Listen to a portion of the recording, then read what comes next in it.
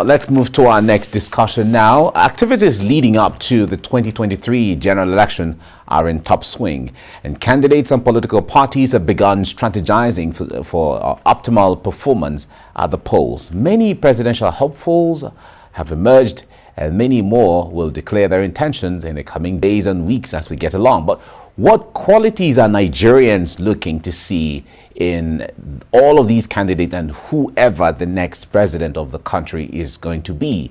That is the question on the lips of Nigerians, and that's what we'll be talking about. So joining me for this discussion is Abraham Great, who's one of our analysts in the studio. Abraham, good morning. Good morning. And good to see you. Nice to see you again. Great, nice to see you too. Yeah. Great. Now, the point there is, as everyone gets busy with names of people and people, all of the politics around it, and then the pedigrees, and everybody trying to sell themselves and tell people, okay, I have this, I have that, and people are still declaring intention. But at least you have been in this game of politics and all of that.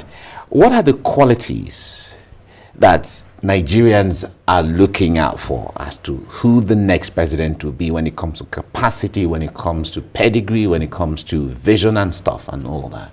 The first thing we have to realize with this thing is that we have thus, elected or selected our leaders by empathy for them.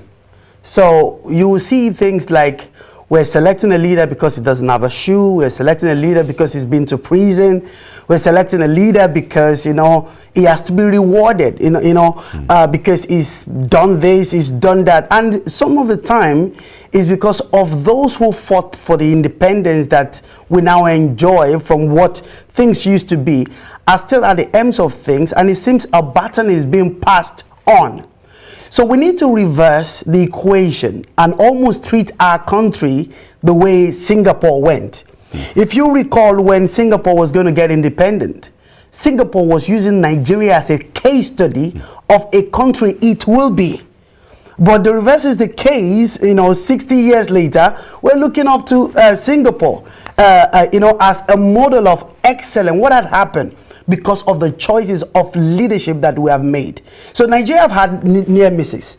And we have to look at what are the things that we missed. For example, the miss that we had in Awolowo, the miss that we have in MK or Abiola, who I would have thought would be a very good pedigree. Those two people would have been a very good pedigree of us actually beginning what we want.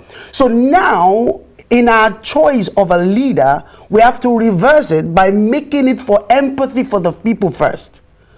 So above all so the people should be the focal point this time around. Yes. Okay. So because we've had leaders who have almost ruled in this country almost like dictators.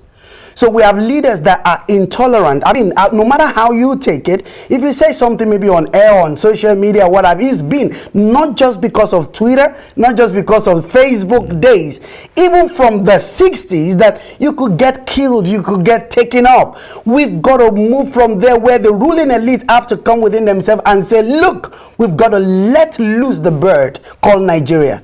We've got to let the Nigerians really have the Nigeria that they want.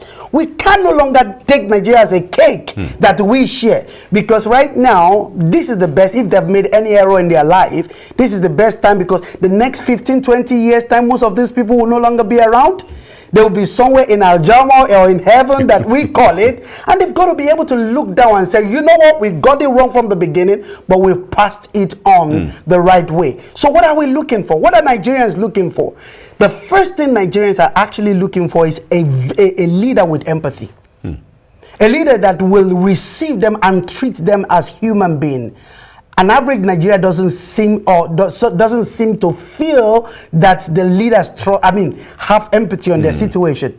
And the thing is that because I've also related with people up there, the higher you go in this country, the more you disconnect from the street. You don't know. Because in your heart, you want to do good, but the real truth, you are disconnected from reality. I give you a good example.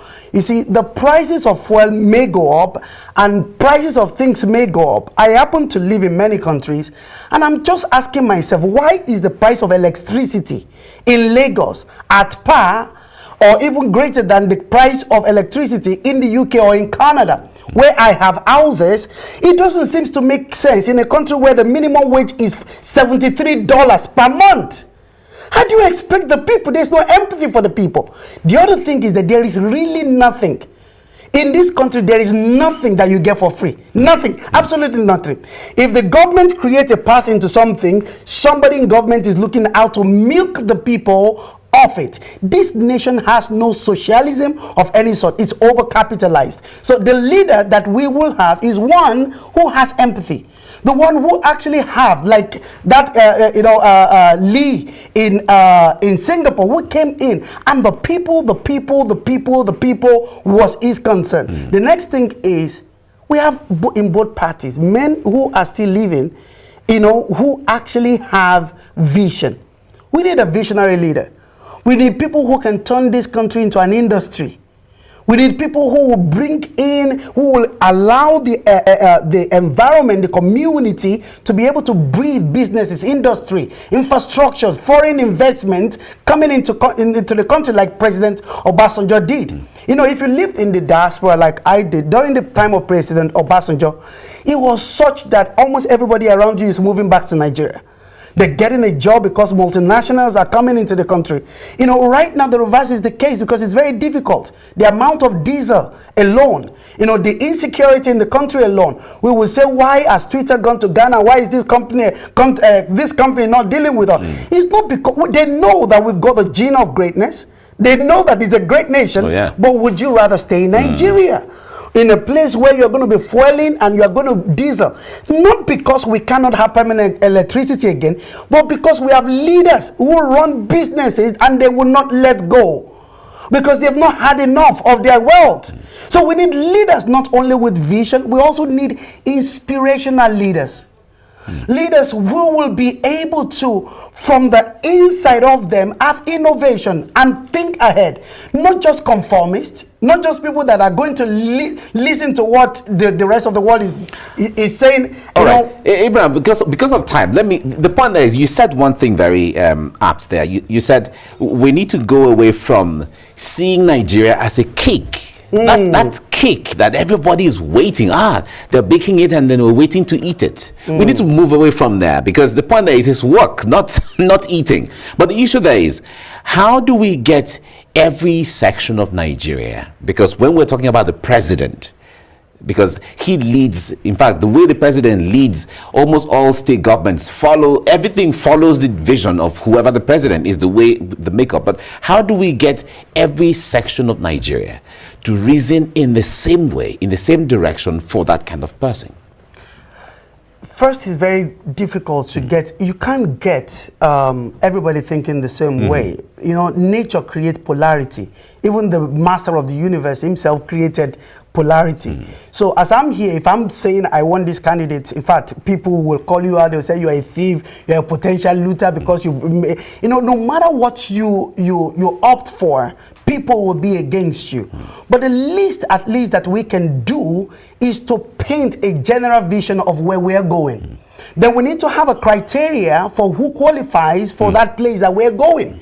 And among our criteria is that it seems in the Constitution so far, our bar for who leads this country is too low. So educationally, we've got to be sure that we are astute leaders who will, who will run this country. Next to that is capacity. You see, it's good that youth will rule the country, but if you haven't got the experience, if you haven't been in governance, if you haven't failed before, what business have you managed? What have you done before? What trials have you faced before? Have you been tolerant? Or what names have people called you before that you've been able to withstand? What mistake have you made as a leader yesterday and you recovered from? Those are the pillars of leadership that will make you, not just because we want fresh blood. If we have a fresh blood who have a good heart but lacks capacity, we're going to be back to square one. We saw what is happening in France. We have the leader of France, fantastic guy, great guy, actually got his inspiration from Nigeria to be a president, but he's in his 30s. I live in Europe. Since he's been there are all kinds of protests and this, because he does not have the capacity. So the other thing is that when we set this criteria right, one of it is that we've got to have the ability in the leader to build a great team. A leader's 50% of a leader's job is choosing the right choices. When you have the right, and we have in this country still, The more people who we have the more than enough. antecedents of choosing the right leaders, you know, why a right team, a right cabinet, and this team of people who have a view that you don't see. All right, they have a lot of work to do, but they are doable from what you're saying. So we will have time to talk more on this, because we don't have the time right now, but we will create time because Nigerians have to be conscious of this as we get deeper into the political terrain. Thank you so much, Ibrahim. Great for coming. I'm really grateful. It's always a pleasure to be here. Thank you. Thank you.